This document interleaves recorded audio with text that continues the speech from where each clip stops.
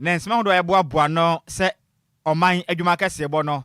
yɛde mu kyerɛ mu nyina da ɛba ɛbɛsɛ mom. Na yɛka mo sɛ nnɛ ɛyɛ wada kita wo nsa bɔsɔbe no ne da ɛtɔ so edu nson mfempem mmienu ne aduonu enum mu nie.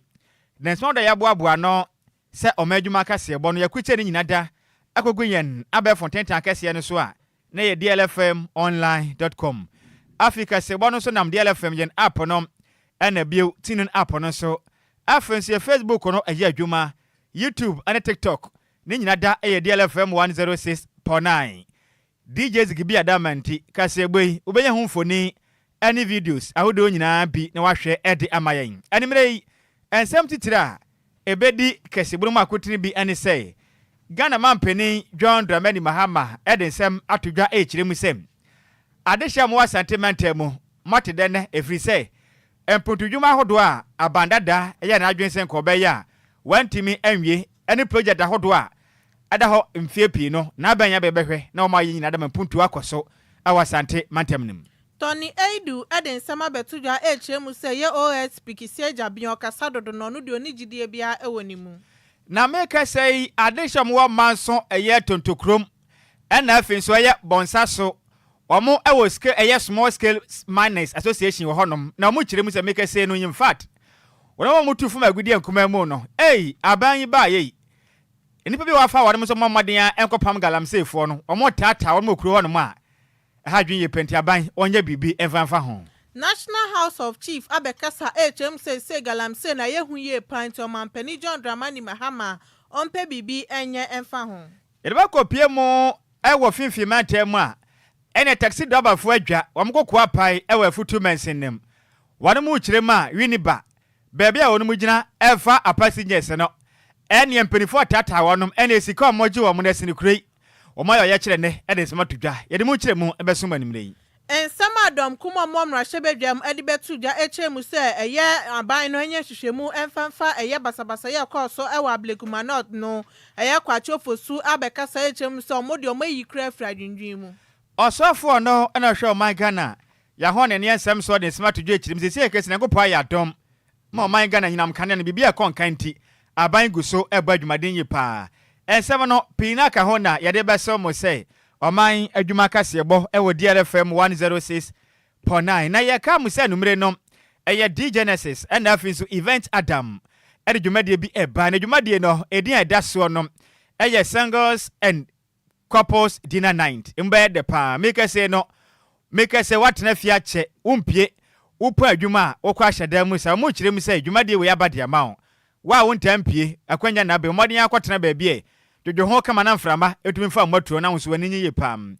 omo kire mu say adwuma de we na modo nipa nti ekwa masujafo na afi nso awarefo asujafo no mokwa mo betua 150 Ghana cedis pe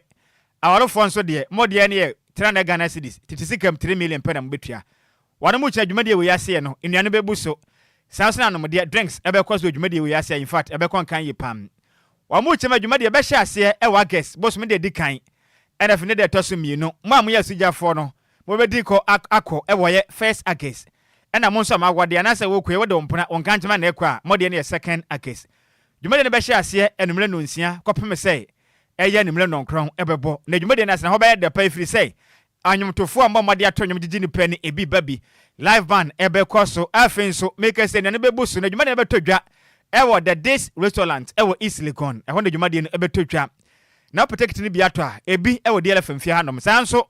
na pemu nkyirema ahomatofo didi so wofra wonsa ebetimi akabi 0595 313013 0595 313013 and 0245 728705 and 0508 8051 00 na ediemo emu ya de pa ne sei dwumade we no ya bato rafo wodi mu nkunima ya bakopie mu East Legon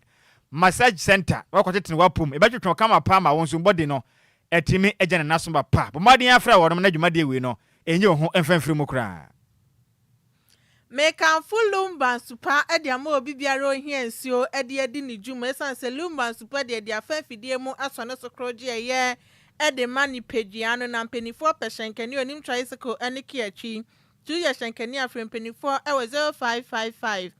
274 757 and 0577 475 343. Madam Abanyamiche ewo dansuma no adjacent Lumba Sport ya Pietus Lane no friend no ewo 0557 349 401. Mama Vic ewo Franco Sport mobile washing bay na ewo ho no friend no ewo 0500 680 783. Bra Kwame ewo da Command Circle Station by Adom Choba no friend no ewo 0244 094 793. Madam Edith Kusi ewo Dowenyo wo Opsi Central University friend no ewo 0246 601 004 and 0266 400 215. Akenka for ya senkodwa ebesoma ne bre no. Edi ameje so eye wo fa Nhyiraba Kwadwo Sammy bi ma hoteden ene ehunsi wo mpone mene. Adwoa Agyei Sikapa. Ya dan ye ho ya ba ya de kasebo ne kire mankasa ebeto aso edi asamo. DL News.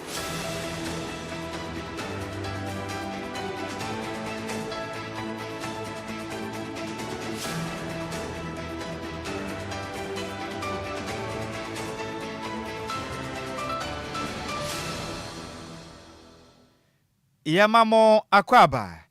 afitu milika ne hia yen ewo Facebook and afi YouTuber DLFM 106.9 ni emfa kasebo no enchiremu emfa ensomum yansha kasebo na se efa free Ghana mampeni John Dramani Mahama edesem atudwa echiremu sem wokopie mo awa santimantem ni mu am empuntudwuma pi ena ban bia ba ode ne saka se oye nanso edum pempenso bi na ba sesa ba na sampuntudwuma ni nyinada aka jeje mu a na o man Ghana yesika na ni nyinada ahye ekwanfaso biada entumi emasum na Ghana mampeni de senya de tudwa ewo mra de taki utodwumadi a ekodwa ewa santimantem ndada ene wochire misem yanka nkyere adehye a mo santimantem se wedi atadwofo wa mate dende efize na ban ya ba etoso mienu obehwe aboa empuntudwuma hodo a ekwaso santimantem ne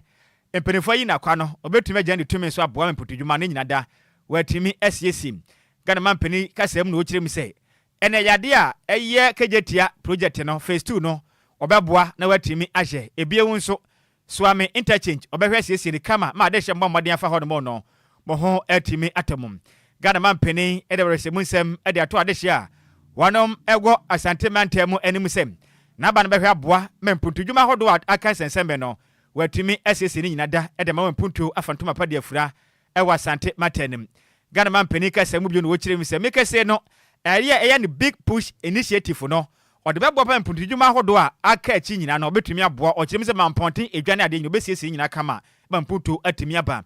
Ghana mampeni se mu se afenso eya afali military hospital obesiesi ni kama sewa hospital obesiesi sanso na dwumade ba ko atwencha atweasensanya aka achaye pa wo manyimum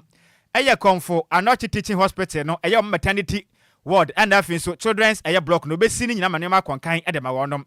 Ghana mampeni chirim sem yanka cha de hye se babanya last sport stadium so edu ba bi atete pa ba wade aboa mani nyina da watumi awie ni nyina kama afin so Kwame Nkrumah University of Science and Technology Medical Center so besi masantimantem putudwuma hoda mope no bonsa etimi aka odin sem sei etudwa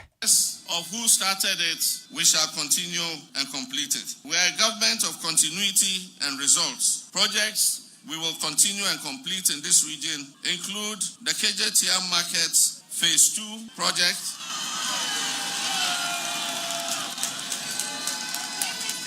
and before I came here, I visited the market and I spoke to the contractors, and we're going to accelerate work on it. And by the grace of God, next year we'll be able to go with Otumfuo to the second and open that market. Under the big push, we're going to continue the Swami interchange and complete it.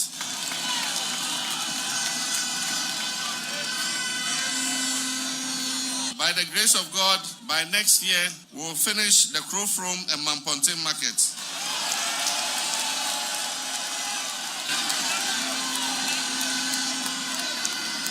We will complete the Afari Military Hospital and the Sewa Regional Hospital.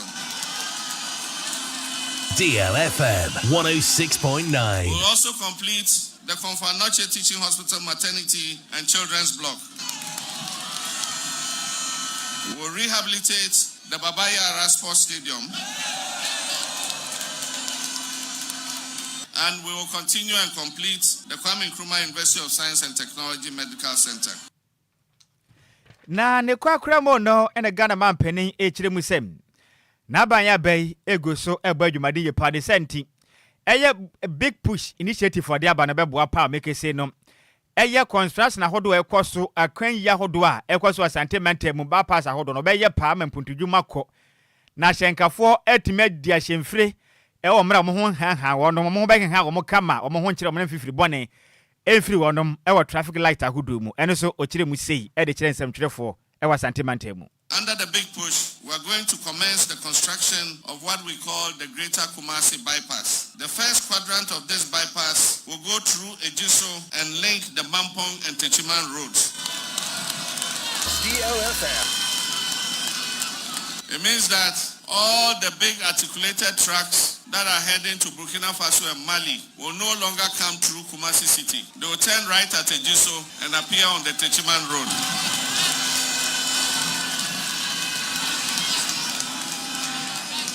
This will help decongest the city. It will promote safer travel and restore Kumasi's urban integrity. We also have earmarked the reconstruction of roads in the Tepa area, in the Manso area, and in the Adanse areas.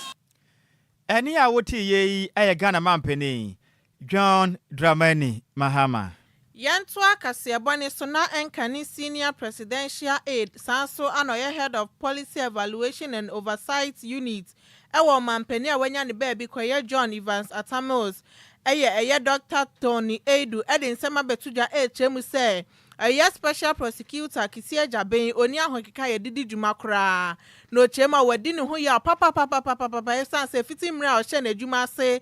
OSP na nya de watimi adi dwuma se ne se na ukita eye cases bi na sadanse na mu yedua enya de a de kwa aban mu ombetwe sign da na so ase Kisia Jaben de ontimi endi ne dwuba ye de onima ne se obeba monte abeka ne ope na emompa so de eye evidence pa ehu hia beba ne de enya de abehu da so de biaba de onima ne se obeba monte no abeka ne ope ni na no wabeka se we de katashane proye no sha sent wo ye wanted na emom so cases no bebo modin ahese ombetimi aka ho asem no ene de ontimi endi dwuma no ndo de futuo na de ma eye special prosecutor say omo modin na oma ne kasa no enye ntieta na emom ondi dwuma no se ne ese. And I don't trust the special prosecutor. He talks big, he talks small. He doesn't know what he's doing. It's a shame. Is he protecting them? Look at the mess he made of the Nhyiraba case. Look at even the prosecution of this guy from this MC candidate. He's never succeeded in any prosecution on corruption. So what are we paying him for? If you build up your case, the judges will not ignore evidence. The judge will not ignore the evidence. But if you fail to present a convincing evidence, then that's what you're going to get from the judgment. Eni ya uti ye Dr. Tony Edu Enkani no ye Senior Presidential Aide Sanso no ye Head of Policy Evaluation and Oversight Unit. Yantua Kasiabone so na yemfa nkopie mu ewa sante matenim. Na make say Ghana de hia wanom etu efumagudie enkuma mu mekire small scale miners amowo manso tontokrum ana afinso eye bonsaso ene afinso nkronkura hodo a ne nyina da ewo amanse south mensenem awasante matenem akasa echirimu a in fact nansen atataye ene ehunehuna ene sikajeje nipa bi enam kwati kwan so jeje di free wo ho no in fact edu ba bi a atete pam ade hye echirimu sem NDC amanyoko yi ba ye won be hye omanyi bo sei wonoma mutufu magudi enkoma mu amnam kwampa so no enya de obetata obi ada baba mo de abomu chidom dwumade omudi ne makwankan e de ma wom nanso echirimu a papim sam na yekese nansen omoje omho gina every say empamro ehunehuna ni zikajeje a enipa bi omode Ghana man pani din enam echiremu am wonom eye anti galamsey task force for omukuro mpotem ho no man dem fidi a mo park de asifie no mo betu de kɔ afia mu chiremu en empamro pa ni zikajeje de nyamenum nikure ni ha dwenye pam na de hye abamoden e de adesere e de ato Ghana man pani John Dramani Mahama nim say they do in fact don't know yafun tegale if is that day bonnie ben or no maje if my good mutu nkuma mwen womdam kwampa so wanom awo tumi krata wonom di adwuma ne senti eba ne sen ne enipa bi e de Ghana man panin nam na omo esa wo dwuma sa wo mu kirem a enam ne senti ama asitinem pa da ye den de ma wo ma mo ka kyese wo hu de kwan kra mo fa so a wonom ka wo masem emfa na mra panin pa wo ye wonom chairman ewo manso tontokrom ana afin so eya bonsa so small scale miners association no eya Mr. Yaw Marik eje mre eni de kase bo twetwe nkomo a enipa wo gira mu eni de kase bo twetwe wa mo nkomo no eya Samuel Foli Boaten ena mo de to nanim se ofoli yi ka kira Ghana de hye nyina se in fact yewo ne ebisa ne se senior mu gusan wo mu kire ma in fact empamro ena asisie pa ena afin so sikajeje yentumi nya hweo empotem hanam ene de bedimpo ayeden efisa yenem de kwan pa so ne yanam ayetufu magudie yemfide sisifia na de hia ba ene commander se yemeje afide yimfanko ene oba na fangu guma no mabie no ma ahwie ne nyina de afunu mo de sen mo kire ma aden bone ben o maye eba ne sapra ma setrem ayedenti o mo tumi ntrase masabe krono na makwaye de emu akra o mo kire ma asabe enye se osua kese Ghana man pani asua so ode kunde atie nipa bonefo a wona mo se Ghana nsase yakwa ne yatan no omomfua so na so mompren so mu kyem se da menya ne se akra ne nyina ne se wona motai abenya chief mu dwumodi omudi no wona mo nsenso wona mo nsase wona mo nsa akwaye ne senti aban momode an na se nya ne din ena da omo so momode anya bibie fi se de yakwa so na ha adwenye pam ade hia kyerem se make senator force fu no commander we ba pe obeje na okwa na fofora ba omo se senior ma asoma se Agyei Sikapa nko NS cabetes ne mpodie atete omo kyerem se aban anya bibie bedu baabi no ma setrem ebe de pam de nsem sei atodu ye kase bo enim economy fitiase ne nya ne ye de jo ho efa so de osidi so ne ba efa forest o mine forest a ebinum efe no nsu akase ebinum bo mo ye adwuma ana se mpokra na ka kwa ho ya dia na o kan e nyina ejutum ye sanso ye de na so ekodum le bi sai wo tu anamo sai ye onyi apolisifoɔ mo nkɔhwɛ sɛ saa nyoma na ɛkɔ so apolisifoɔ no medu sabi yenkura ase ne ba bia ye minus na sɛ wo ye adwuma no kama sɛ wo nya ne kama sɛ o mo ma ye hu susu ye dem ɛno so mbedu ya wo si ato machine sɛ bi mpa ba bia wo ye adwuma na hɔ ye concession land jemisa sɛ illegal say illegal say illegal yembisa hwe no ase bedu ase ato na ade a eye ya kese ne say omo baba fie na bia woni ya wo machine si wo fie say ase wo mankasa be repair so wo betu machine ti saa ne o ma na ye koso no de aban say wona so ma wo mu de a o ma ye na se se ne ye kwa hwehwemu so de ase hu ne say esan say obi hu say osori bowura ma obenya bibia kodinti no osori ano wo ba say aban so ma no wo da so ye police ne nko ade oba oba be no na wacho ebi no mo kire jiska ebi no mo kire ji machine ko ebi okura wo mu hu ba bia de ne machine fa eti say aban sanse no de ba say se ye nhwemu ni aye adwuma ni ye ama gold we beba no o man so nyemu fa so no aban hwe o ma o de o ma to ano ni ye ene o ma o yi o mto mo mle kurase e mehwe saa nyuma ni ye ye o ha wo ho pa se o mo ma ye hu so so ye dem ana o mo ma ye hu mo ye nyuma papa ene o mo ye o mo enye adwuma no so ye eti ano de ye ha pa kase pa no sa aban ne say wa kire ba bi a ye nye adwuma a emfa o ha mle o man ne mo se tire ensam kan fufu ebu no ne ba kan o ne akan se nkofo na wo yi o se o mo mehwe saa nyuma no so o mo ba o mo abetu agum o mo de o mo fu ne nam bebre jiska eti wonya unse scaveters won kwa de onso onya tena eden a obeba me na boka eti yanso de se pake masin ofi na so so ba be fa de a ye ma kwan mo mfa because I'm in forest na me ntinsu kase ti se wo fian kobra pra mo ni ade na se wo so ba be timi afa masin abra bi ko amadi abesi fie de a chairman ene ye ma sa akwa ai ene chairman wo bo akra na obechia yam efri se yamfo mra de a enya de de mbeka no ye betie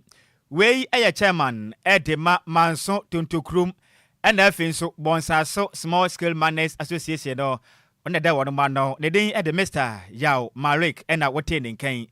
na ne kwakra mu no ne kuo ni ma ne bi so ekirim say in fact ya ka sensuo buru wa ka se bo me pan ka se petepete mu afiri say said ye nipa bi e de Ghana man pani din nam na motata won mo mpotem ho no mo in fact ano odin pa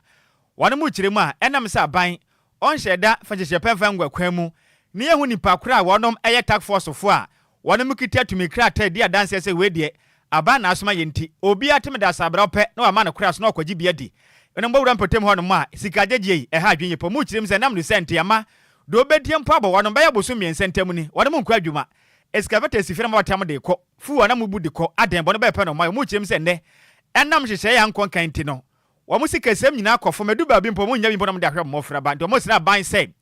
so wa mo abedu bebu ahwe akro no bo ebeti atese ɛwɔ manso ɛne mpɔtɛfisa nya san so no mo so ɛpɛ no kra ni na se na nsen no ma be ekoso mbako wa ya police fo a eni me no free e do free a o ma chisi wa no wafa e du site a o disease wa na yafa o ma chisi wa yafa ayi ni me free say aban na asmo mo say nya aban na asmo mo ntimi bo se o me ba no disease wo no o ma nsen na no ma twekọ ya de srade ne say aban no mo ye na wo mo na kuntu say mo nso atete mo tax mo so wo do party tax force a police fo we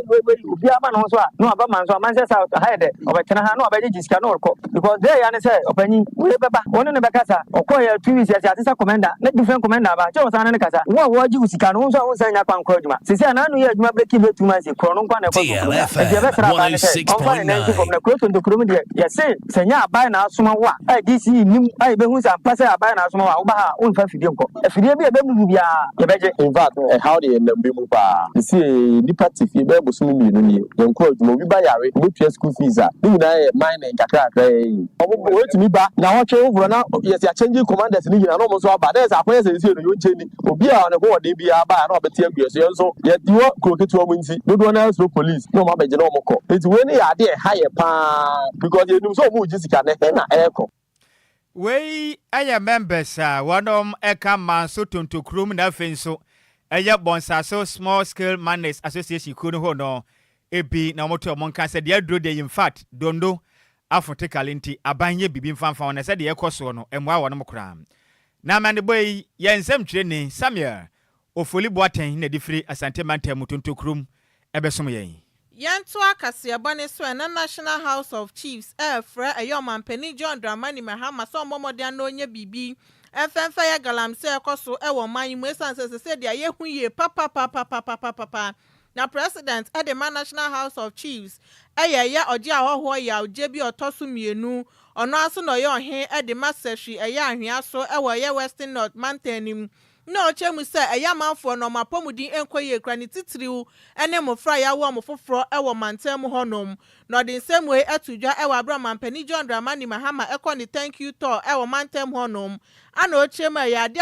yare wa bebre na ana ekoso mantem esanse nsuo no masa ni na nsuo ankomonom enu bi no mudi ye aduane enu no mudi ye omoniam na se nsuo na sei nti so obi no mpena chese na pomudin nsem so no ayo how e de amount aban bomodian no munye hyepengu akwan mu sane be ya eye galamse no metimi asi anokwan no hyebon so se eye nananom ahemfu na beboa sane be ya galamse no metimi asi anokwan Yensuo say an attitude 24-hour economy no yamamade na enimu na employ as many of the youth as possible. Make away no me nya galamse yensuo say galamse e de yare wa ba menim say president wakano mia bebre say galamse ubeguso yes menim say uguso a opese utu ase na ni nyina so e de na mom me mpa ba ya momoden anko galamse na yarewa e ba no ukọ hospital na ne ebe kan kire wo ukọ ba ebi to say Kwelebu 37 na medical personnel na wo ho no omo hwe niema e free galamse areas Edeba hospital ho no mo a eyade a ha adwene yie titru enkwara e se yemu ye wo won a ye hu no enye ntimo memoden na galamse no ye nso ano na me hye obo se nananom a ye hye ha de e hye ase le se nananom ene na nananom ye beboa ama galamse no kotu ase kura o ma panyini edom a hye ha se men kan kire o ye mo akwa aba na ye wa wele hye wo mu ntini ye to aba no e ma o no 106.9 FM. Eni ya uti ye oji ahoho ya ojebi otosu mienu onu na ye president Edema National House of Chiefs anso no ye ohene ewo sehwianwa so ewo Western North Mountain ni. Yanto akasebo no so ne yenkopie mu ewo finfin matenim. Na make se ne taxi drivers a wonom ewo winipa eno no we futu mensirenem ewo finfin matenim. Wani mu kire mu in fact say ya de yawo na se wanka say atiri ho a yenya wa yiboni eyo de bia da beta ta wo sa ne senti de do de dono afronte gale omontumi ntina se mani pa bi emfa mra mfa nhwe mu nsem je de mo pe wo man mu da ntie ne ya wa dai kita won sabo so de to so don som emla nopa du ba ko abo ena shankafo nyina ko park omo cars ewo Winiba Johnson kire mu se ne ma bi kwaso mpotem ho no manya de omobo edwo kram ade hye kire mu a edu ba bia adwuma mo yei omo maden akolodi ewo station ya omo so mo fra mo say floating drivers wono mo de ne say utumi gina baabi a emra ma ho kwan na wafa passenger na wo de ne sen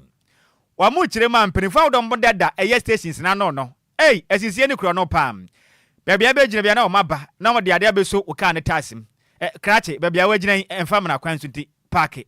ayasa agro 100 series na o magi ene 150 na o magi 200 na o magi sa taxi driver si kire mza den sabe enti adwuma mo ye no Ghana mpanimfo mpɛso mbenya sika kɔhwɛ fie ana bɔne bɛɛ pa na wɔde maye emna de sie gemre ene de ye kasa bɔtwen kɔma na mu kyerem sɛ in fact empanimfo dada station na no ma setrema ye den papa firi sɛ wɔde ma mu gina kwan ho elodi ede kwaso do ne mpatam empanimfo anka hwemfa nkyerɛ wɔnom nanso ma mu gya nyina me ahodo mpa emna bia ntia wɔnom baabi om begya na bi kura na eye fuel station baabi emna ma ho kwan sɛ wɔmfa nipa baabi ogya ne wonyina kwan ho a wɔfa nipa behu ane ya begya ne ya bɛkyew 200 cities 150 100 no magi omu kyerem say in fact ehunahuna na tatai no edosu ntene omayo ye kyeraka champion for say de adrei emu odenti so manya bibi dia wanhwe asem ebesi wi ni ba ne mpatemu no enya de ombetia say mu kyerem say sabi semperifu anya hwe pa de yenka kyerem say sabi say wopam hufu a woto no bemba mo de nsem sei etu de ye kase bo anim senti kura ye nyina ye behia ye nwa abren de ye twa booking fee ye twa party ticket be nyina na wa achew ye nyim reason why de nyim de floating cars ntin cars ni nya ye ntu me edwon station mo ye nti ye twa ye ticket a wo de che o enyim ho udu agbocho ticket na ye nta se de ye twa ye ticket bibia ye bibia na wa che a wa je 100 Ghana ebi wa 200 nti ye nta se nti wo pa de wo che mu kasa ni nyina yin because se wo che o na ye hu de cars ni bi wo do wako swedi bani nto wanchire wan intini yakasa tete ayin wo meche mu ye gina wa wache yan swedi cars wanchire wan kasa ni nyina o fami weje me taxi driver Uniba Martin there say Eba Junction na baby a total filling station one mo na swedi cars wo jenje wan wo lo o the city guard for wonte won banye taxi funa ye wata na ye awu funa ye wata won ye dua pe ye fe pepe wache yan ene wo de akọ office we je 100 cedi 1.5 200 cedi ene wo je yan enti ye pede wache mu de enyo ni yenka taxi for wo Uniba won na enti oni tire na ye be chema ho na mbo ni sisi anu ye pede ye wu de wo ma wo load station ye ntumi ye nyina ye meje station we load na ye nko enti ye fie ne nam town ne ye fa nkofo enti no sisi anu se be je wo wache ya da oni ye ntase enti ne ye ande ya bahan because ye ntase ne de ma de no onsi e koma enti ne ye ande ya wa ye win ba ya so de fo ye djuma obi ankasa won ya mute djuma wa iso de wa achew ijina wa achew if station bol ba wa achew enti ye na waje 2 million baka wo chuwe ma kwanza waje ya waje ma ama obi ba bu masom ama obi abu masom sisi a mu choro ma menefu waje mbebe 5 wa ntemi na yo mentas bra bismedi the honest ya be kan na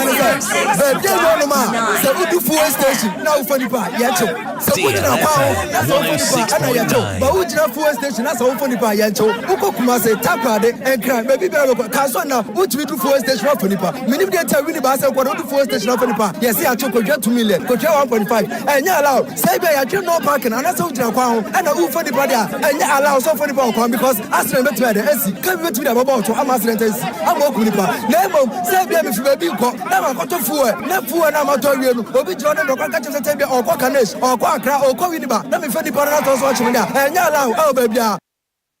ai enya allowed e wo ba bia enya mra kwan kra we yesisie ene kro no ena wonom ede boy yen we ye taxi asankafo a wonom e wo Winiba fifi mantemo akwesem eni na ne kwakra mo nom ena openi pa ono no ko pie mo Winiba ho no ma taxi drivers no ono eje wonom GPRT wo executive no ho na taxi drivers no ye omo chairman ena wo kire mi sem de akoso no one mpenifu aka sese free neko ma wonom enchi obi abiu wonom ntwen kopem dwade edi animai wonom betena som ne ahyenkafo no mpenifu asenku nyuma hu kwampa mefa so asa wo ha no wonom ebeso ano no penipa ne de Vitus Agbozu one ye chairman e de ma taxi drivers no so ka executive omo hye GPRT adwumaku no ho de nsem sei eto de ye kasebo enim we Winiba taxi chairman me den de Vitus Agbozu Kobla adeni na de But more fear no more from a day. Woman to be into member. Into member and was I mean there. From Total, alcohol, a real cross, your draw, multi thousand, how much more? Let me okay. Operation and quadra, station over. And they said, I'm not down. No, it's not 1.4 by 7 and 5. No, Mumbra. Na menchechiro nyama bi baby a oba otumedu ansana wa afanyipa na me achiro omo jetum no omo mamdo odobasio ba me yede me ko no mo achire me nyima asema baby na police fo wa ba me sisi a yede pata ta asema na oni on chom to Monday robbers no ye adwuma ntema stop task force fo no na mama onchi driver bia bio for taxi uniba taxi nko ba car kasi do otumechiro uniba taxi ni di pata ta asema na oni on chom to Monday robbers no ye adwuma ntema stop task force for no mama onchi driver bia bio for taxi uniba taxi nko ba car kasi do otumechiro uniba taxi ni di onjai up to Monday final decision baby obachi one match I bedu Monday no mba hu agina se ombesi ne baby ombegina ombeche wo no no na wadom nhehye no egu akwamum wei eye GPU eye GPRTU mpenimfo a wonom ewewi ni ba ono kran nso na eye taxi drivers no wonom chairman ne den at the vitals agbozo e na wote ne kana mane boyi yamane boni kwabena pesi adwumo e na difiri wini ba ede besum wien yenyina wesu ene yankenka madwene kire ni bi na yemfa enselmom wei efiri ohene nana mensan jebi no kire mi so manyajopa na kase ebo no eye best in the capital yada senior nana akuamu aboaten nap na kire mi sem kase bone mu ode pa de aka na de yentumi nkan yada se wo fa case wo di free kwa me nkoma second open station secret hono ma na kase bone mu ode pa de aka no yentumi nya ho adwuma when so every coffee parliament no kire me say those saying ye levy was better than this dumiso levy no then also the free aguna bi kuma de aka na de ye di si ha ya Richard Ahwe DJ Ghanaman se kasebuni mo de pa nam DJ Ghanaman fidi ni so great station DLFM Nes kasebuni mo de pa din cha kese e de ma Adwoa Agyei NFI Nhyiraba Kwadwo Sammy bi na sika kase bono e mo de sa no manam Boatin Sammy no say best news ever or den cha kese de ma na aboro so inside Christian Himan assembly member no chia ne pa me boss me boss pa Sammy lo foli Boatin me chia ofri asante bantam Zigby no say dan o say men kan kire mo say mon share link no wate esne afa wa akra mon share na nko ba bia me wa fa say baba mahama obo ase na o kire mi say in fact Ghana de ensem okrum ha o nana mensa River Falls and I say good evening no say o dias na dwumaden yankwa so amadwumaden na yensom oman Ghana ni yaba won chen so fa na men so fa se manum na aka na ye modea oba 30 seconds boni tel na menko oba na anya ho anya ha wofa metwa wadi kura ne nyina ne wini ba taxi drivers no omo kire mu in fact edu ba bia ska jeje ne doso na edu ba bi mpanya omo nko a utum zamanfo age kwan na boso mu didwa wo kwan ho driver nya ba bi mpa aka ne ka ogina fa ni mpa yesi ya chemo wo yifa ha yesi ni na omo gisika kese yesa omo kire mu se empenifo anya ho hwe bedu ba bi ombetu test kokko de akire empenifo fi se ska jeje ne doso dodo sika na mo gina hefa na eko 0534050199 0593406565 ashenkafu ansemi dia na wakafa ho majo se akodi atama committee 11 champion mento makasa fure ni government sa metwadi majo so sak na omo station ma omo station no ho bata mu kire mi se ehwa no ma ya mante mu nyina ntumi nkwohye station mbe gina ba bia fa nipa ani station mu jao kasene na adoso bibiri okuru ni muntia enti sika na omoje no se dako se nipa ba ko omo nso se oji we na okoba biom an se oji ni biom so ati okay Matisak medasi pi majo medafo hello na wafa se ya wada wodi ne ba bia kasa free Efrem Majuli ni kasese apenkwa. Majuli apenkwa mia medehye meyenti anumre. De me kana efa kafo no ho. Ende skani wo mani. Se sere wo. Baby o mo befa mo. O mo belodo. O mo mpema wo no mo nja atete. Okay. Medase pa Majuli apenkwa ya minchira bebiri. Majo medofo. No fa trasunte. Mama Omanjo. Alaji ni meyenti mama. Yo. But there enidi any cottage in a goof. Some G taxing don't put a being farm on. Nemum some saw one time as I did the year in your fine. Papa, Mate. Yameka Unisikapa. Once on Yankopon or no, and my job it awful. Of Aida. Kofi Ima Ashaman Damon City. Of Unime. My entio, Kofi. Of a cab bano. Oh, a cadiaba, a cababa, papa. Of a Saturday yao. Never need a very crable to force it or quajuma. Now, if you are coming any day, now or you want to play the action. So, Nikan is what you almost are now. A quiet one, you move on a quiet video. And you don't kind there. Your form super. Okay. Once so nature the young Yankopon and Majo. Nana Quanso. A Quanso, if I form a buy, ask do I mean to you. I put it from Woody Bano. This is also a woman I want to one. I'm a moment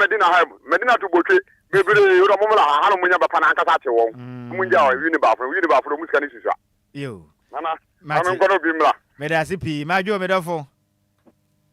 Hello. Yeah, good evening. We didn't be a free.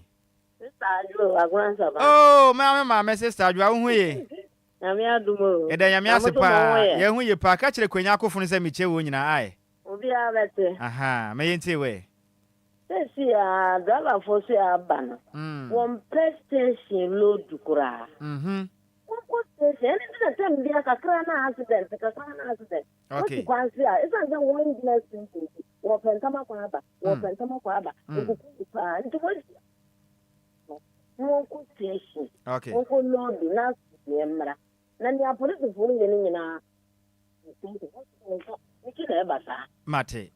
Medasipi, sister Adwoa Agyei Sikapa Apakan, Majo. Hey! Asante Zongo. Boko de. Aye. Oba dia dom. Medasi na yenti osini. Na say yare pushi mpa. Kafra. Me pa na pampa. Wona abasa na itimi. Me pa no suma na kosisi ha ho kra. Medasi. Me yenti o me ofa se. Wahu.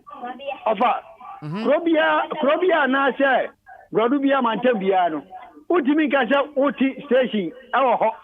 Ama taxi driver. Ongle station ansan walodu. So ya wo station wo ho. Station no aye ti say fanse mi zongo ha. Na me ko ti say secret.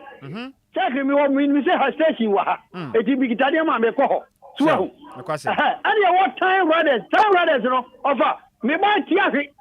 Na me pe card na ko hospital after na me ko station ya go jira. Akova we. Anu ne asem. E ti town riders ni dia. Ye dimi nyi omu free o man mu mari nye ye. Awon ka me yire after na me ko jina me ko station ko jira say yi board wa dia si so ni fa me yire e ko wa hospital man. E ti bi sisa e ti fa jo. Ko mu nya wai. Matipi me da se pa Santi Zongo ya minshira no madwen ncheni so mu odesa no manda majo medofo. Hallelujah. Mama udini ba bia kase free. Me kasa free is Lagos Mama Esther ni. Mama Esther be you. Police for no omo nja omo. E so the station no achoku. Enti omo amojina kwan no omo nja omo ne lodu na omo nsunya omo anu aduane. E police for no ha din de omo kwa afa omo anu aduane ye nti omo ka. Eya semo. Enti no. Mati me da sipi majo medofo. Hello. Ipacho udini ba bia kase free senior. Mekasa si Aguna Nyakrom. Aguna Nyakrom senior me yenti wanumre yi. Ayi. Wakam pada mekanede. Taxi driver de pick and go. Nti bebia opada taxi driver ni work with station. Ayi yesa.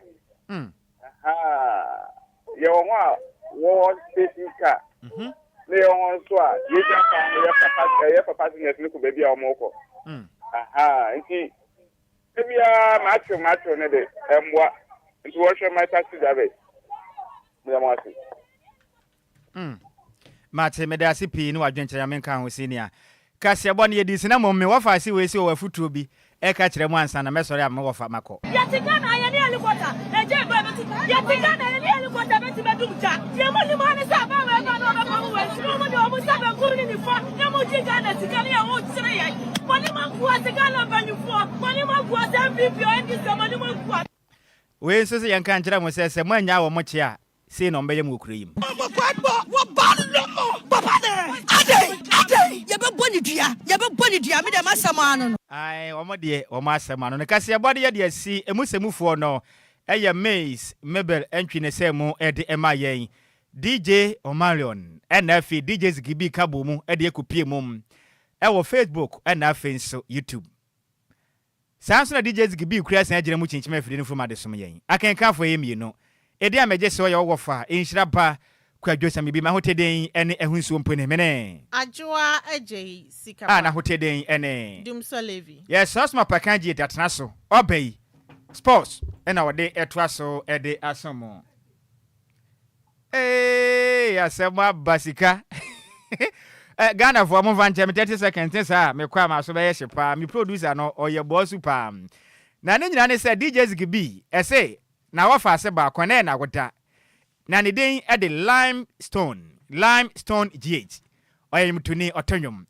limestone GH senior ene wa woda the champion man boss ene happy birthday go as to you nyame nhyira opa na nyo kese papa onfa mfratemo enfa wonkwademu oma nyomoto a wahya ase yakopon onye ose de waye papa daddy Lumba ne nhyira no enye kese ne mumpa so pa na abusuafo ehun say yes yakopon din no de ahyira wo so happy birthday eko ediamount limestone GH we every DJs gibi nchen no say emfa woda kese we ye emfa ma wo makraw Apakan GH enetwa so at the sport ediasmo makra mu nyina DL Power Sports on DLFM 106.9. DL Power Sports on DLFM 106.9. DL Power Sports on DLFM 106.9. Sara Yankupo Peno. The Yankupo actually say Beho and the Beho. And Yeda Yankupo. And some mistakes na by in our players side na omutumi equalize no inshallah bro ni say mintu mbase obehwe na wasiye no mabi baby what the direction of Kife's akona here direction me ye na ediko ye ediko win na ba kofa obi aba na my high diamond na mitianika kind of you are journalism some of you you are doing like you don't go to school. Direction, man. I'm taking Confessor to a good direction. We thank God. We didn't lose in our home today. 4 matches, 1 point. Alhamdulillah. You are taking yourself for bad direction, action, bad caution.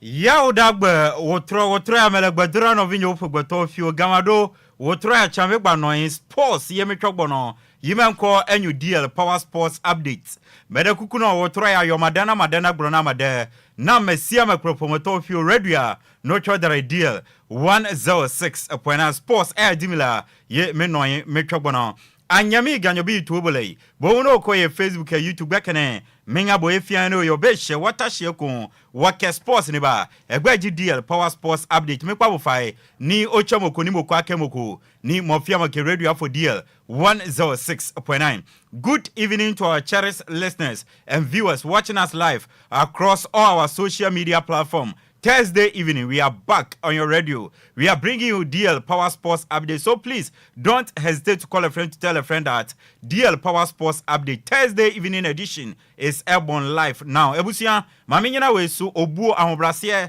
eni ni die kwan so ba bibia wo bia na nwumre mema wadwo ema wakwaba emepie mo nkrampumpuni mantamene Ghana agiatum kasafidie kese ba akopesu DL ohani nsia akiripo enkron emrewedu ena ya wada nwumre fitia no pa wia eni nwumre agudi mu nsɛm atwa gu fam ɛma agudie mu mrante yakwa akɔpɛ de amasɛm for wagibre watena se wawu so aso ne so krogen ntebani nyina watwetwe afim ɛde anu agu baabi ni aka de ɔse mu odu otiefo adi tie sɛ wote ɔhwɛfo adi hwɛ sɛ wohwɛ na yɛn ɔkafo nso no edi sɛ yɛtena se ne yɛsinkunya na yɛde bɛsoma yagudie mu nsɛm a efiti anɔpa besi awie ne anwumere edi adanada na ebu mfumpa ne ade nkyekye wɔ Ghana ebibrem ne broni kuro so abusuamre naso yɛtena se gigidam DL Power Sports Update yɛde eba bɛsomo na yɛtena se abribia wonim sɛ Lumba nsupada roma ɛne yɛde nsɛm no eba bɛsomo ntiabusua na anwumere baabi bia wo bia kamɛwone yɛmfa seda kɛseɛ aseda kyenkyerɛnkyɛm fama adwumaku a yɛfrɛm Lumba nsupa na Lumba nsupa yɛ nsu abadwama nso a emote emuda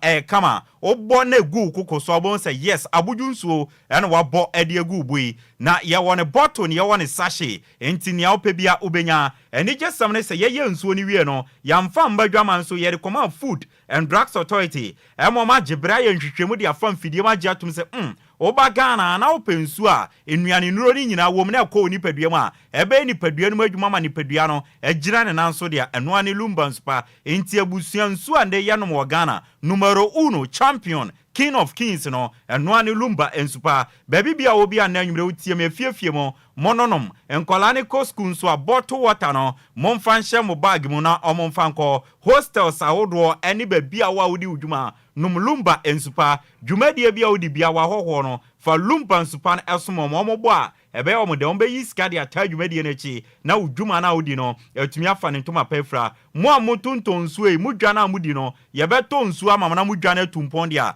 enoa ne Lumba nsupa monton bibia fa nsuo aye no mo de enoa ne Lumba nsupa ebusia Lumba nsupa ya to apeti won kran ha bebia opebia ana bebia wo bia a opebi no obenya no watuma to na bibia aye kama edi amao opebia to DLFM ya kache ewo Enquires Agbogba Junction yane Wisconsin International University main entrance na yedi impunimpu bora yan reception oba ho say o hwe receptionist uhuna also pe Lumba nsupato both bottle sachet obega do na watumi anya biato baby bia wo ananwumre wutie me opebia di udwuma numbers nini frene place you order 05550 no wabo 5 miensa de atoa so no wabo 274757 0555 27 47 57 ana 0577 47 53 43 Lumba insupada roma na anwumre wasoa yen ewo agongon DL Power Sports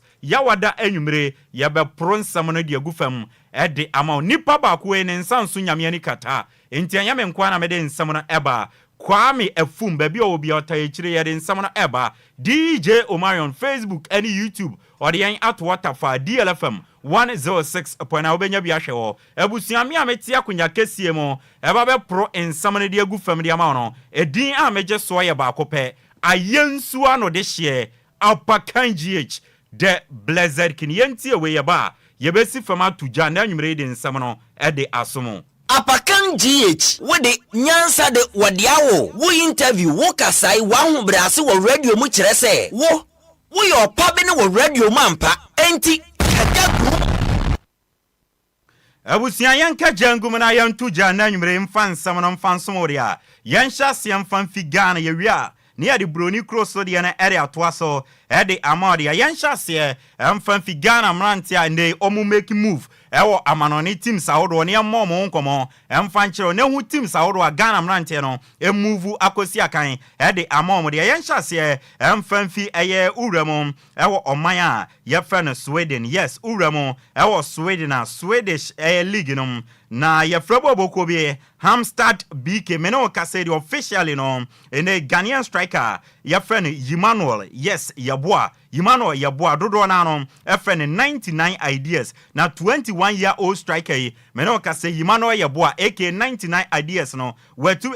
make move from Denmark side your friend Brøndby IF now from Brøndby IF no Emmanuel Yaboa ekosiaka of Swedish league in 1 season loan and okobo edi ama Hamstad BK my boss ankomo no edi achro na ni favorite jersey number 99 and yet to me diama no say 99 ideas say o jersey number 99 jena she ewo Hamstad BK akache na beto 20 na twitwitwatwa e fama na bibia enkoye mfa anti channel so fama me say Emmanuel Yaboa we make a move the Aquacopiemo, our Hamstad BK, our Sweden, Ayabo Sancomono, the Achro in the Emre, Opium, our Denmark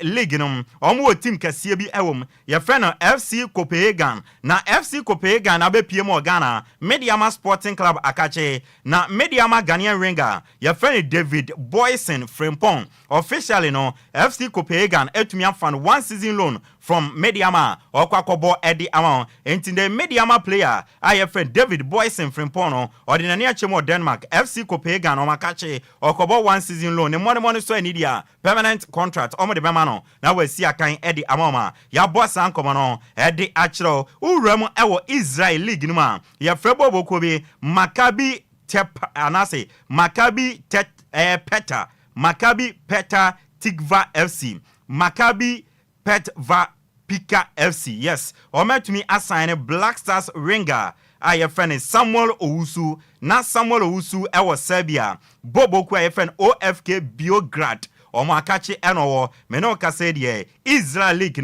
Maccabi Petva Tikva. Or Makache, and they are Brantia. Your friend is Samuel Owusu. Edin and Yanchra Yedi Sansamano. To me, Eddie Asumo. Nigeria Women's Premier League.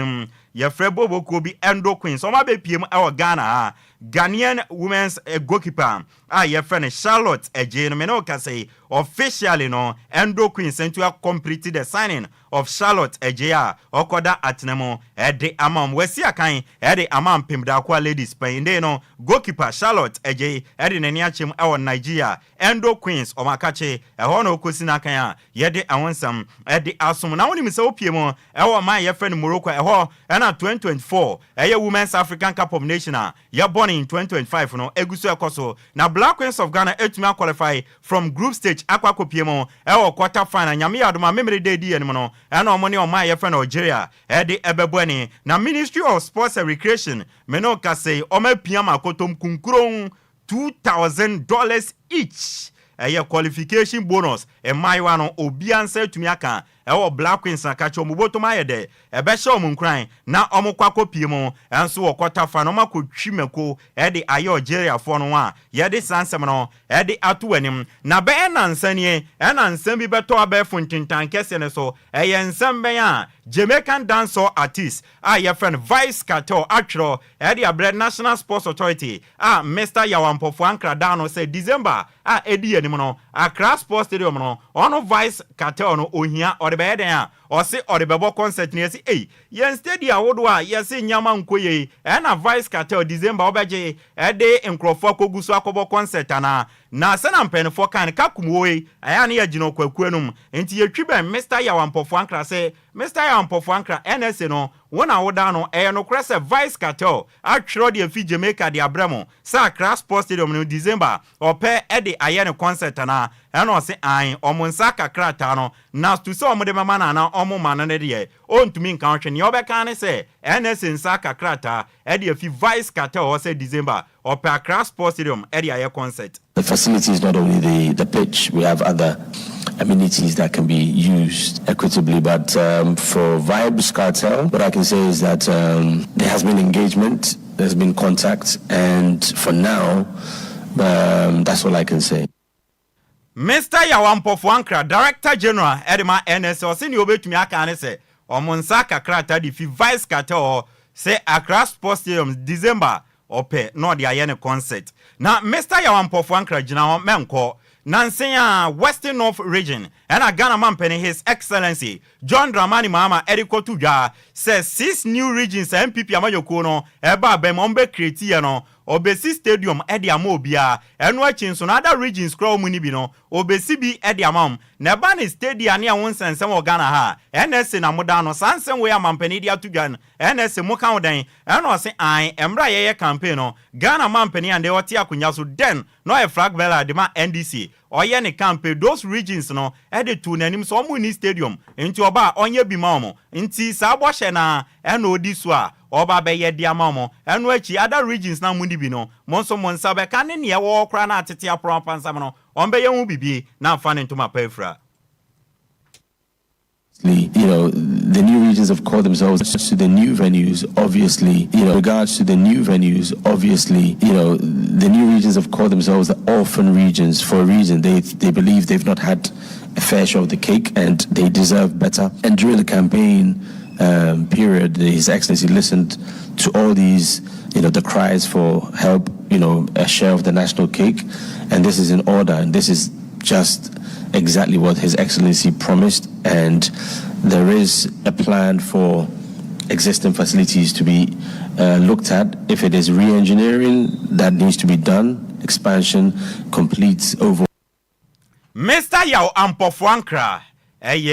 Director General at the National Sports Authority, and a Waten and Kano, Yantua so Ewan Sanfu from Media, Yan PM our Ghana Football Association. Na Ghana Football Association area betuja says standard player contract next season omo de be ye adwuma e wo Ghana Premier League no omo betwa buo bi ato say uye team na wo Ghana say Premier League no Division 1 ma league no sa sika we ho na ese utumi tua wo player ka enti ebia for example ebia uye Ghana Premier League team Division 1 ana ma league ebia from 5,000 ko na ese utua wo player when Tiano Crano Esebia from 5,000 echo, and on your friend player standard contract. Now Henry Asantichum, Kasama for the Ghana Football Association, and Yechibeno, and Yebisan say Mr. Henry Asantichum. Now sa player standard contract uruwe, da ben yejman was share any money ya next season yababekum 2025-2026 season on a bayer juma we team now chena untumia no wakope baby atna. Na otwe edi enim no mo ni teams ni behia aye meeting omo ye meeting we are normal communicate dia mo bia say fit next season kono standard player contract eye adwuma but started immediately 2025-2026 they are lining up meetings Premier League, Division 1 League, Women's Premier League. They may Adwoa next week. As soon as we are done with those meetings, copies will be made available to them and we can take off. Now Mr. Henry Asanchuchumwe Oka standard player contract say ebeye adwuma season ya yebabekom no chire yemu kwan ban so na fa so ma mu bewie bebia mawie say indeed hu behia ebe se afata say player standard contract yamfan ya adwuma o Ghana Premier League no never be brave but unfortunately draft na you really see the various components of the standard contract in terms of compensation any Nhyiraba over here statement na you really see like I said there will be further engagement with approved standard contract will be made available to the clubs and then again publish it or FA website. There are certain details like minimum wage going forward. That is how it's going to start. There will be a take-off point for all Premier League clubs, for all Division 1 League clubs, for all Women's Premier League clubs. The only thing is that no matter how well you pay a player and how you pay a professional, not only in football, across the various facets of our economy, medical, agriculture, tourism, whatever. Henry Asantichum, kasama for penny the Ghana Football Association, and ebusia Waten and Canon. OPM Bobo Kwa your friend Accra Heart of Folk. Phobia never said I until the bones are fully rotten. And they dear eka twitri die ena Emery House of Folk eka upon eka Nanseya ena Salim Adams dearby. Salim Adams dearby ana Francis Ajete Dianson and Amso. In a report Ebane say former Dutch coach albeit technical director Edema House of Folk your friend Rennie Heading has for terminating the contract papa ne boanyo so and or the PM of FIFA or the PM of FIFA na FIFA say kwanya House of Folk efa so terminated the contract of Rennie Heading no o man fa kwan paso and terminate contract no enti sadia $150,000 omuntia emfama Rennie Heading na House ne de togba afede omo a oni omo ye adwuma de kan kwan no omubo ompamo omo na kan kwan na togbe omubo Kwame Opariado kasama for the Heart of Folk ye bizanse Rennie Heading kaya FIFA si muntia mano no mate ade na moya fa na Kwame Opariado sa ayo o mate na momo no omo wo ena aduokron 90 days so omo di betua na 90 days ne be so no omo betua se na be ya has ebenya na osumdwe atoa so aye ne obe. Received that notification in relation to Rene, your former technical director. But what I can tell you is that it also says that it is for a 90-day period. So I am very much positive there. Between now and the 90-day period, that's whatever that the club will have to do and abide by it, so that we'll continue to move forward smoothly. We'll continue to do that.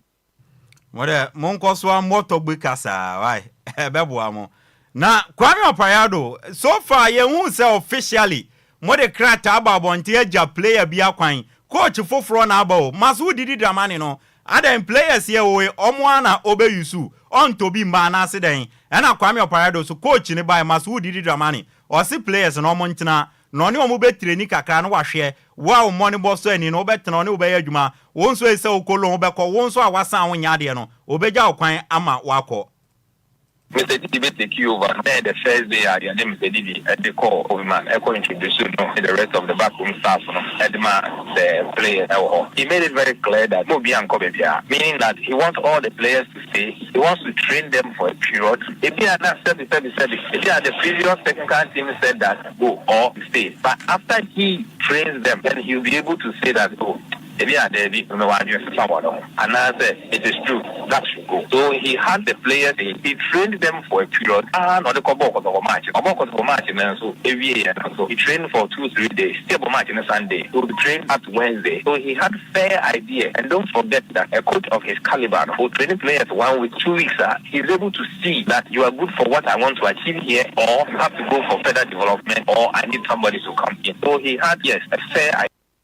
Kwame Opayado ene kasadema Accra Heart of Folk ena watinenka Kumasi Asante Kotoko omugusu a signings no ya no omuye na officially Kumasi Asante Kotoko confirm say right back defender Shaibu Abubakar from Carrera United no oma sign no 3 years contract ena Kumasi Asante Kotoko edi ama brantia yefene Shaibu Abubakar eno achi no oma sanso a confirm so officially no Ringer Philip Amo from Division 1 League side FN new Edubiase ono so omode naba 3 years and omode naba yedi an wonsam de mani ayete and so say Guinea ene uremu a boboku a yefen half year of Guinea omo former forward a yefen Morifin Donzo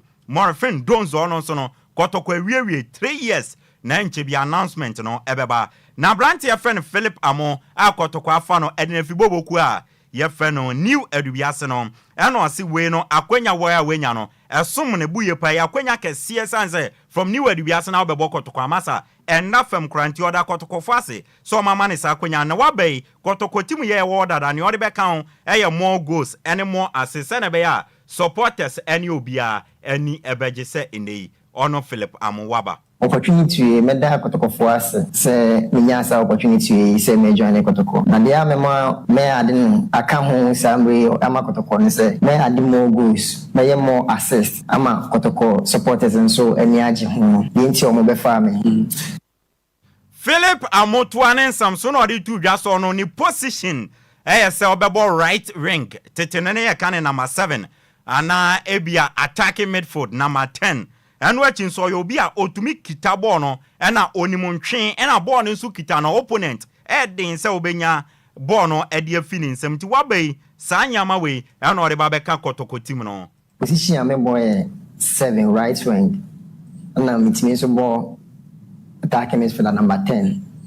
me dribbler me twembo angasa na kita ball nso a yes easy se obetimi age free me nsem Philip Amo a new player kotoko afano de na fiboboku a yefa new erubiase ana watenenka no former Heart of Folk goalkeeper your friend Richmond Ayi na osi akan edema boboku your friend Dreams SC ne contract abana we Dreams and renew until abrantia your friend Richmond Ayi former Heart goalkeeper we fit Dreams SC in the or a free agent ye don some edi atwenim newly promoted Ghana Premier League side Orwell United na otwi omo bepa former Heart assistant coach Waye adwuma de ama Legon City Spain ye fani Tijani Abdul Rahim Bashiru ene Orwell United na otwia ye wom no ankosie bia memere da no ombe pa ne wontuma as a new coach at maboboku a ye fani Orwell United ye de wonsam e de atoanim Bechem United assign former Black Satellite player Aminu Mohammed no a player bi o potential pa but nyama nko ya ma no ende no Bobo ko FN Bechem United am an opportunity say ombe relaunch ne career no enti Aminu Mohammed was sign a permanent deal headi ama Bechem United you know wonsem headi ato anim newly promoted Ghana Premier League side Swedru All Blacks omonso didi nkomo Division 1 League side ya from Soccer Intellectuals akache say goalkeeper Derek Prince Kofi no ombefa Derek Prince Kofi headi na fi Soccer Intellectuals eno Swedru All Blacks nkomo ana medi emao na Division 1 League team Okwo United asasiaban yentijai oma communicate chirema omo head coach Sule Adamu mutually no omo ne no apart ways inti Sule Adamu enye coach emfama boboku a ye fe no Okwo United biem na so far no de interim no omo assistant coach aye friend Bismarck Esiedu ene be take charge atoto nyama until say Okwo United ebenya new coach na waba abeso team no na bibia koye ede ama Okwo United wensu ye news a afi Okwo United akacheba yede asum odwumadi no so yamfa fie ni sine monitor ewo broni kro so emfa emawde yansha se emfa mfi Manchester United omo akache ewo England na uram ewo Manchester United akache a omo per striker na abrantia ba akoma penache Brentford striker ofi Cameroon ono otumi bo center forward wings or otumi bo bebia your friend Brian Mbuomo man you ni na wie personal terms e wie bibia akasa omene bobo ko friend Brentford ebe reach agreement report eba ne se wie ya man you the new bid akopiem of Brentford akache na bid no kan nyina de sie ni a 70 million pounds man you say animanimu ya no on betu ya 65 million pounds na add-ons no aye 5 million pounds man you pushi say na otwin ko na wie no matumi and Brentford reach agreement na Brian Mbuomo abesina kan the amabobo ko FN Manchester United yede awonsam de aso na endra na mede betu anim say Senegalese striker aye friend Nicholas Jackson no man you for enya branch no mo pe na enewuram ewo England omo media outlet bi your friend Times na Times nso a confirm say hwe enkoma na mede betu dwana ye no kra man you ewo concrete interest ewo Chelsea branch ye friend Nicholas Jackson man you enya Nicholas Jackson na ombefa ne saman na wabesi akan de amount one hwanhwe bia Nicholas Jackson betume move akopiem ewo man you yede sansem no edema na Liverpool for say Darwin Nunes Uruguayan striker no wasa onyade omo pe new striker na nka omo kope Alexander Isak no efi Newcastle akache na Newcastle for kache Liverpool se hwe munim nampa emfa nche aboa pete yen akokọ be de yen ton ne mama na yen ton enti Liverpool for no omenya Alexander Isak nde omo de omani achemo ewo Eintracht Frankfurt ewo Germany na French striker your friend Hugo Ekitike na Hugo Ekitike no oni Liverpool for agree personal term now no Liverpool and Eintracht Frankfurt edidin komo omo reche agreement on a fee Liverpool for betua na branch friend Hugo Ekitike efi Germany abebo ede ama Liverpool England yede awonsam edema na ne na Real Madrid farewell ceremony no edija Spanish versatile player Lucas Vazquez kwan enti after 17 years with 23 trophies no Lucas Vazquez eja jersey number 17 no edi ato Real Madrid okobe bi foforo akosina kan yamete eni se Mourinho Fenerbahce Turkey osi omra oni ne be yadwuma nti Lucas Vazquez onye Real Madrid player bi ma yede awonsam de ma Lamine Yamal endra na Barcelona for the iconic jersey number 10 no edi ehye nazigi abrante minim nienti azigi feeling is azigi feeling brutal na Lamine Yamal endra yede number 10 jersey ne man no ne yesi number 10 emodu yede ama wo ubetumi ahye no se an obetumi ahye Barcelona for ni ginidi eno mo de ama nti obeye so adwuma ene yebisa se wo target with number 10 ye den eno se opeso ne Barcelona for eje Champions League na Club World Cup nso no ode Barcelona eko eno ye Lamine Yamal na Inter Milan ene Atletico Madrid edin tokwa bom aden Nigerian forward ayefena Ademola Lookman obi aso penemo no Ademola Lookman akan yes akire Inter Milan say Inter Milan opeso bo ewo Italy wa Inter Milan push say 40 million euros on betua ama Atalanta na Ademola Lookman abesi akan amam ni amedi to mesrebo Pierre-Emerick Aubameyang Gabonese Neymar no sinakanema akwadesia ewo Saudi Pro League nanso no mutually no oma party we senti me no ka say Aubameyang free agent team bia opebia no you can go for Pierre Emerick Aubameyang na wabesi akandi ama ebusia yam fancy me chairman atenase oba be woso ma enya asem ketwa na the golden boy o hwe show no e wo Facebook maminchia street boy Mark Vibes GH yes seto no maminchia ena odiska brantie minchia ena Emilia Odro says maminchia ena honorable Benjamin Bredu yes immediate past assembly member at the Masuate electoral area in the Yensuano constituency or say Apakan, you are doing a great job. The good people of Ayesuano is very proud of you. Keep on. Honorable. Medamunyana say. Ayesuano and the Awani if you be very fine. Si honorable Benjamin Bredu sono minchia na bibia enya kama. Me chairman atanase. They are people's favorite. Anu ye zigibi no. Lami yama adamfo. Apakan.